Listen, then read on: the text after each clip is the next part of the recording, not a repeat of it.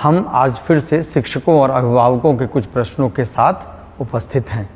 आपके प्रश्नों के उत्तर देने के लिए हमारे साथ डॉक्टर एस सिद्धार्थ, शिक्षा विभाग के अपर मुख्य सचिव उपस्थित हैं। मैं आपका स्वागत करता हूं, अभिनंदन करता हूं सर।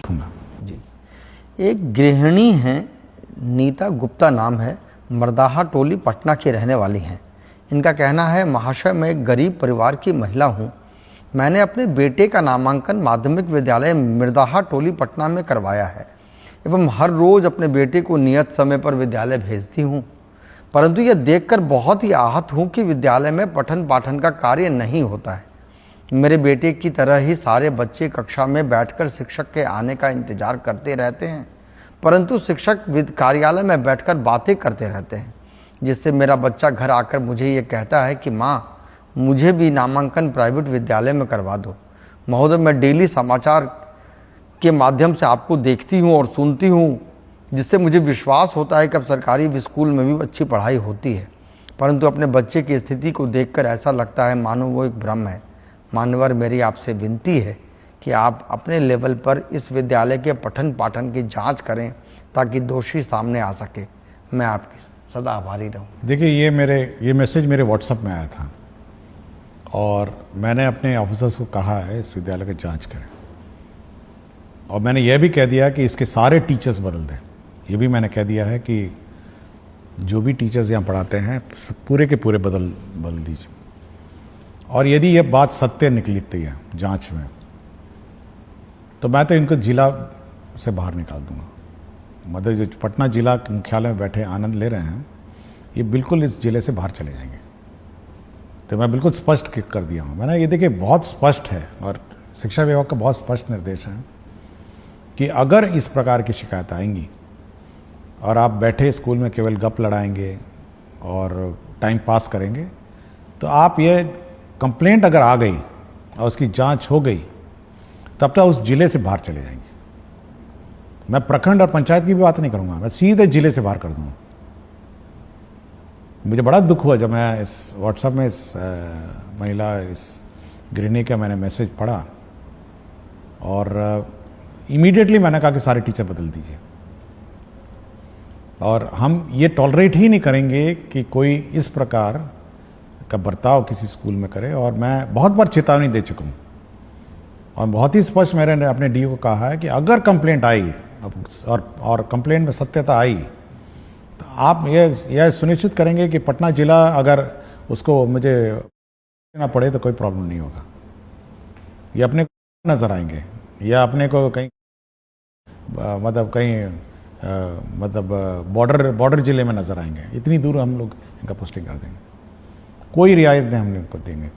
आपको स्कूल में भेजा है, आपको स्कूल में सब सुविधा दी है, आपके घर के स्कूल में, आपके घर के निकट स्कूल में हम लोगों ने पदस्थापन किया है, और उसके बाद अगर आप पढ़ाएंगे नहीं तो फिर ऐसे दूर दराज जाइए जहाँ पे आप पढ़ाने के अलावा आपके पास कोई काम ही नहीं रहेगा।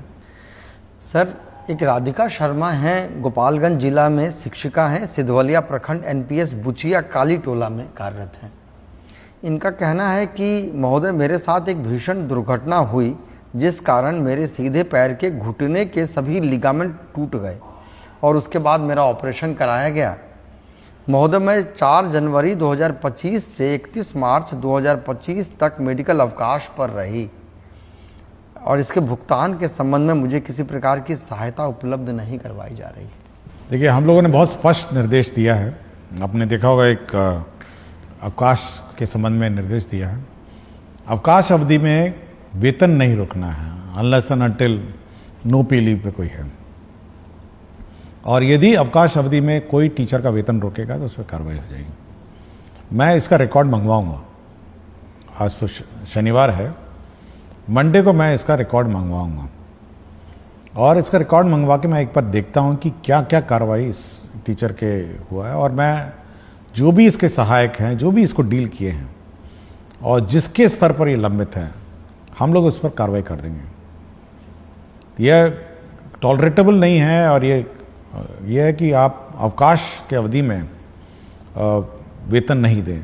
बहुत सारी हमारी लेडी टीचर्स हैं जो मातृत्व अवकाश ली हुई हैं, अदर मैटरनिटी लीव्स ली हैं, अगर आप उसका वेतन ही रोक देंगे तो आप उसका गुजारा कैसे चलेगा, और उसको मेडिकल रिक्वायरमेंट्स हैं, मेडिकल खर्चा है। इसलिए बहुत ही स्पष्ट कहता हूं मैं सभी डीएस को अपनी मीटिंग्स में कि ये वेतन रोकना अवकाश पीरियड में और उसके बाद फिर नेगोशिएट करना, मतलब ये पुरानी आदत होनी चाहिए। और ये बिल्कुल टॉलरेट हम लोग नहीं करेंगे कि कोई वेतन रोकेगा और वेतन रोक के बैठ जाएगा, ये उसका राइट नहीं है। अगर अन्यथा कोई डिपार्टमेंट प्रोसीडिंग है या अन्य कोई इश्यूज हैं या एब्सेंटिज्म में बात अलग है, लेकिन अवकाश के चलते आप वेतन नहीं रोक सकते। सर, एक उत्क्रमित उच्च विद्यालय महावला पंचायत ढोबा मिलिक रुपौली पूर्णिया के एक शिक्षक हैं, साइंस टीचर हैं।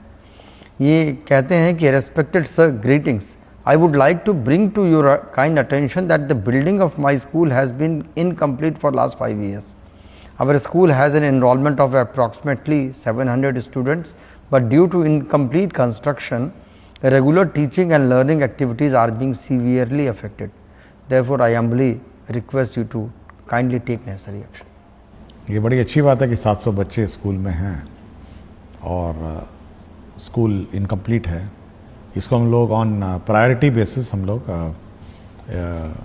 जो कार्यपालक अभियंता हैं उसको हम लोग भेजेंगे ऑन मंडे और इंश्योर करेंगे ये टाइमली अब अनदर 1-2 महीने में इसको कंप्लीट हो जाए, ताकि बच्चे को मतलब भवन का अभाव नहीं हो।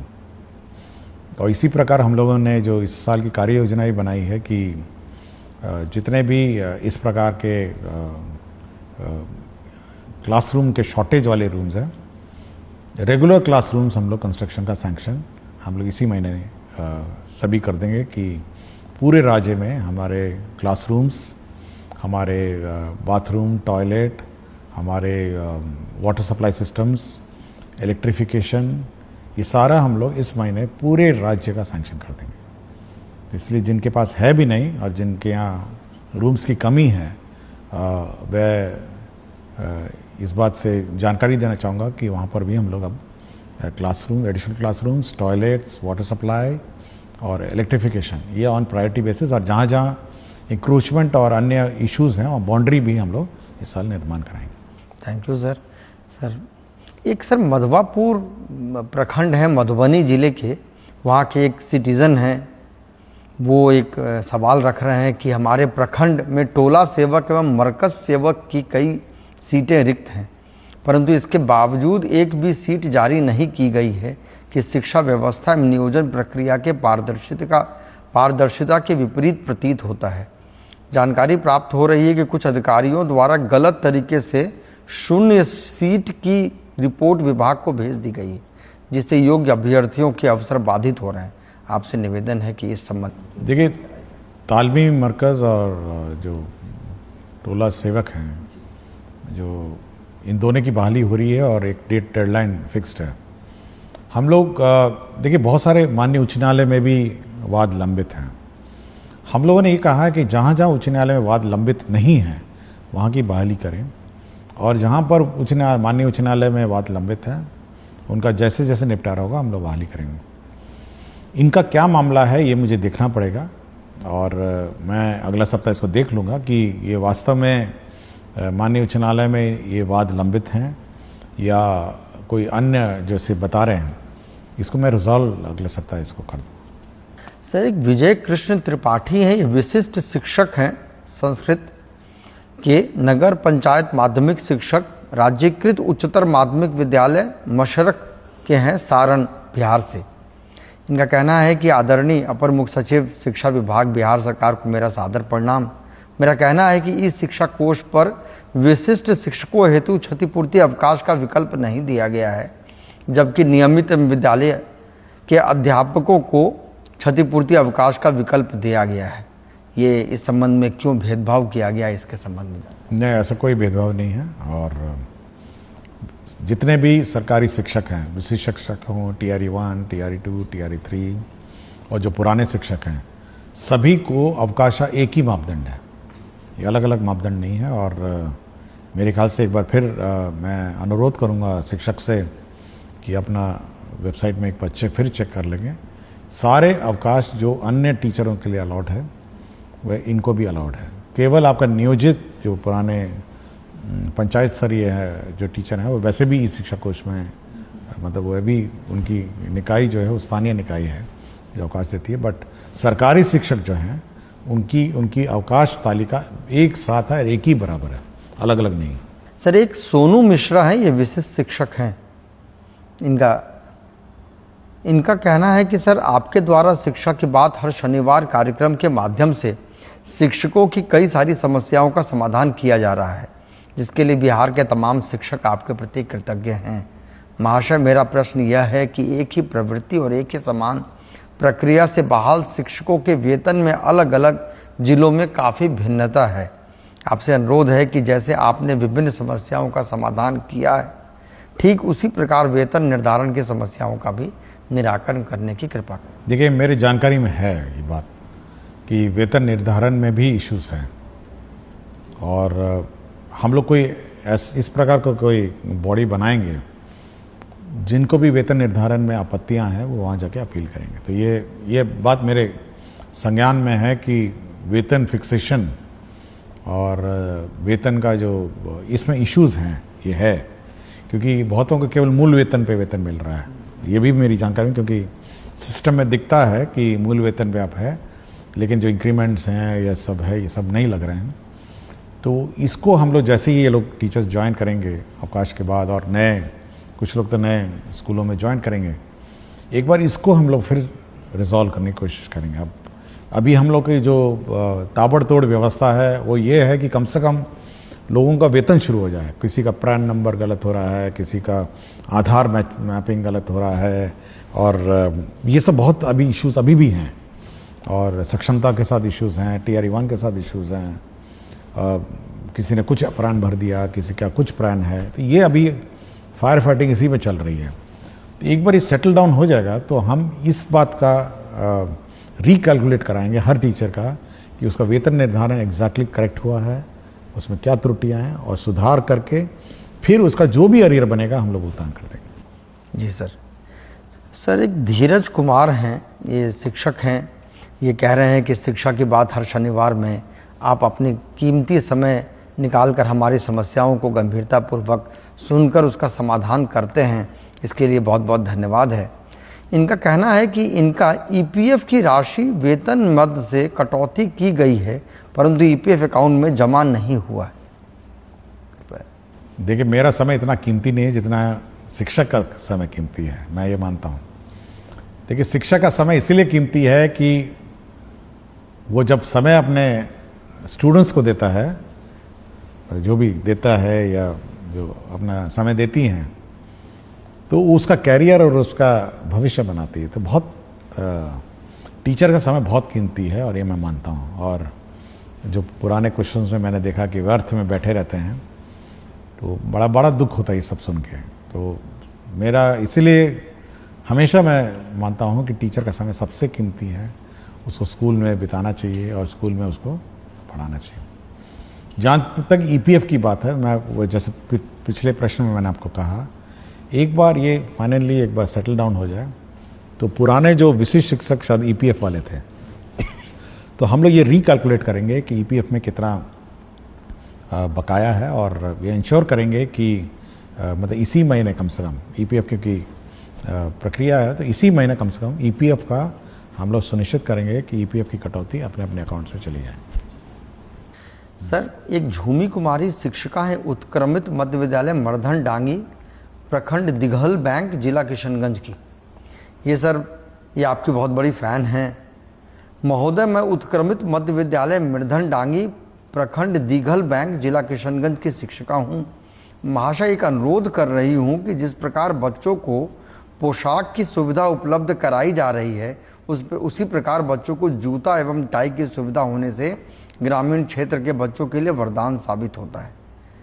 महोदय, अपने स्तर से व्याप्त भ्रष्टाचार और लाभी को समाप्त करने का कदम उठाया है आपने, आपको बहुत धन्यवाद कह रहे हैं सर। और इसी प्रकार का एक सवाल सर जितेंद्र नारायण शार्दुल हैं, ये उत्क्रमित मध्य विद्यालय के शिक्षक हैं। ये इनका कहना है कि इनको स्पोर्ट्स ड्रेस के लिए ये मांग रख रहे हैं, जिसमें लड़कियों के लिए अगर स्कर्ट की सुविधा होती है जो स्पोर्ट्स खेलने वगैरह में, सुविधा होगी जिसे बच्चे बैगलेस डे के दिन उपयोग कर सकते हैं। इस तरह की मांग सर ये दोनों शिक्षकों ने रखी। देखिए, प्राइवेट स्कूल में तो कुछ प्राइवेट स्कूल टाई और जूता पहन के आने को कहते हैं और उसमें अभिभावक का ही खर्चा होता है। देखिए, हर चीज़ के पीछे राशि की उपलब्धता भी इश्यूज़ है। हमारे यहाँ करीब 2 करोड़ बच्चे हैं, मोटा मोटी 2 करोड़ बच्चे हैं और जूता सॉक्स और मोज़ा भी है, मोज़ा, टोपी और टाई, इसका हम लोगों ने हिसाब किताब लगाया था एक बार। इतनी बड़ी राशि हो गई थी कि हम लोग थोड़ा सोचे कि इस पर बाद में विचार किया जाएगा। और मैं कभी कभी फ़ोटो भी देखता हूँ बहुत सारे स्कूल्स में कि अभिभावक ने अपने आप ही सब लोगों ने खरीद के, टाई खरीद के बच्चों को दिया है। कुछ लोग जूते में भी आते हैं और मैं लड़कियों को देखता हूँ कभी कभी कुछ स्कार्फ भी पहनी हुई हैं। और विभिन्न स्कूलों ने अपने अपने परिवर्तन और अपने किया है और हो सकता है इस पर तो अभिभावक पर काफ़ी बोझ पड़ता होगा। लेकिन अभी क्योंकि टोटल अलॉटमेंट अगर आप देखेंगे इस राज्य में 1/5 एक पाँच का भाग का बजट जो है केवल शिक्षा विभाग में व्यय होता है। और इतना बड़ा बजट व्यय होने के बावजूद भी फिर जब हम लोग ये कैलकुलेट करते हैं तो ये और उसको आकार और बड़ा कर देता है। तो भविष्य में सोचेंगे, बट ये अच्छा विचार है। जहाँ तक स्पोर्ट्स के लिए टी शर्ट और अन्य की बात है, तो हम लोग पहले शुरुआत ये करेंगे कि जो बच्चे स्पोर्ट्स में अब रुचि रखेंगे, जो बच्चे स्पोर्ट्स में मतलब रुचि रखेंगे, उनको सीमित रूप में, मतलब लिमिटेड, हम लोग कोशिश करेंगे। क्योंकि अभी हाल में आपने देखा होगा जो स्कूलों में स्पोर्ट्स इवेंट हुआ था तो टी शर्ट भी जो विनर्स हैं उनको मिली थी। तो कुछ सेलेक्टेड जो आउटस्टैंडिंग स्पोर्ट्स मैन और वुमेन है, जो बच्चे हैं, तो उनको टी शर्ट की व्यवस्था करने की कोशिश करेंगे।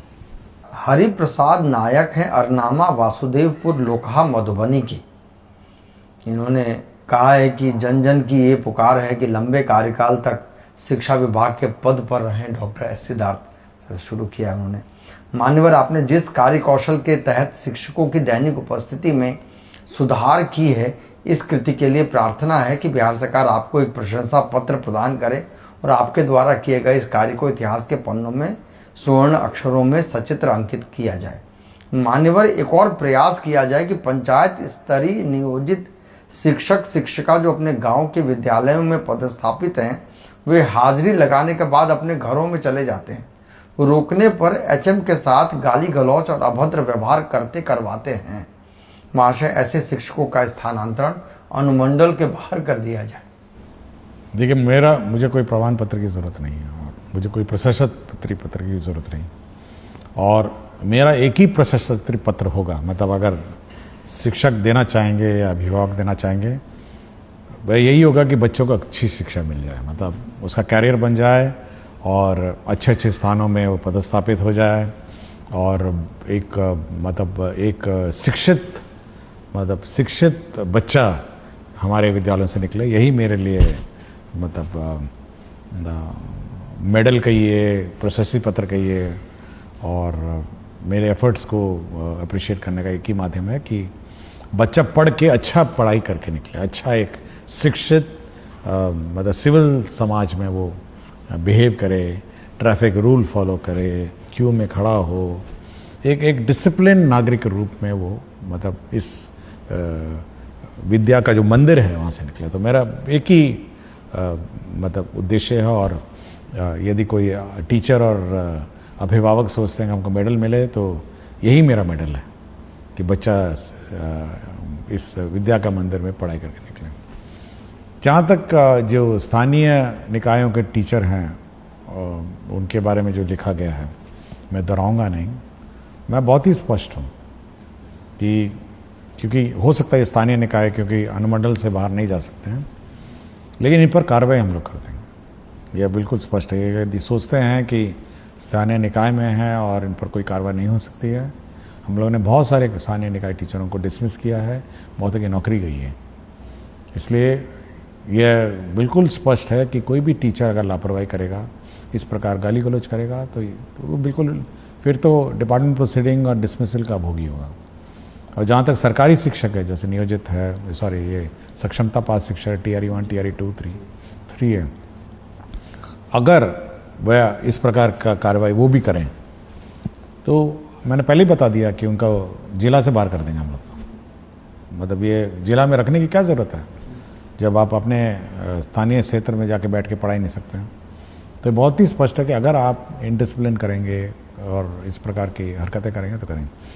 और दूसरा ये है कि हम लोग का ये मानना है कि किसी स्कूल की व्यवस्था सामूहिक रूप से संचालित होती है, और यदि कोई टीचर इस प्रकार का हरकत करता है तो यह दायित्व अन्य टीचर का बनता है कि वह सरकार में रिपोर्ट करे कि देखिए फलाना टीचर बदमाशी करते हैं, फलाना टीचर भाग जाते हैं, फलाना टीचर गाली गलौज करते हैं। ये बाकी टीचरों का भी दायित्व है कि सरकार को सूचित करे ताकि सरकार उस पर कार्रवाई करे।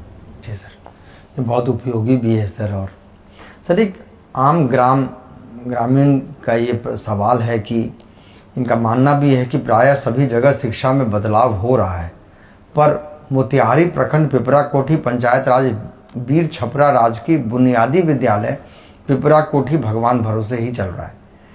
प्रधानाध्यापक विद्यालय प्रांगण में ही खैनी खाते हैं। वह MDM व अन्य राशि के साथ साथ वर्ग संचालन, अभिभावकों को विद्यालय नहीं बुलाना सहित तमाम तरह की अनियमितता है। हम अभिभावक हमेशा आपका कार्यक्रम फेसबुक पर देखते हैं। आप दूसरे विद्यालयों में वीडियो कॉल पर बात भी करते हैं। सर उम्मीद है इस विद्यालय के लिए भी कुछ। देखिए हम लोग के जो रिकॉर्ड्स हैं, अटेंडेंस का रिकॉर्ड हमारे पास है, MDM के रिकॉर्ड्स हैं। हम लोग समय समय पर बोले हैं कि सबका फोटोग्राफी होना है, मिड डे मील का, पेरेंट टीचर में, ये सारे खंगालेंगे हम लोग इस स्कूल का। जैसे ही स्कूल खुलेगा, ये तो मेरे रिकॉर्ड्स में होंगे, मैं एक बार चेक कर लूँगा कि सारे रिकॉर्ड्स हम लोग खंगालेंगे। और दूसरा है कि हम लोग एक टीम भेजेंगे स्कूल का जांच के लिए और इनके कार्यकलाप की जांच करेंगे। अगर यदि टीचर्स दोषी पाए गए, जैसे मैंने पहले ही कहा, अगर दोषी पाएंगे तो आपको जिले से बाहर कर देंगे। तो ये मतलब स्कूल परिसर में किसी प्रकार की लापरवाही इन टर्म्स ऑफ डिसिप्लिन और क्वालिटी ऑफ एजुकेशन या निर्देशों का पालन नहीं करना, इसके लिए तो हम लोग कार्रवाई कर देंगे। बहुत बहुत शुक्रिया सर। हम लोगों ने आज शिक्षकों के साथ साथ कुछ ग्रामीणों के भी सवाल लिए हैं। सर बहुत बहुत धन्यवाद। सभी शिक्षक मुझे लगता है कि सब संतुष्ट भी हो रहे होंगे। हम अगले शनिवार फिर कुछ प्रश्नों के साथ पुनः उपस्थित होंगे। तब तक के लिए नमस्कार, धन्यवाद।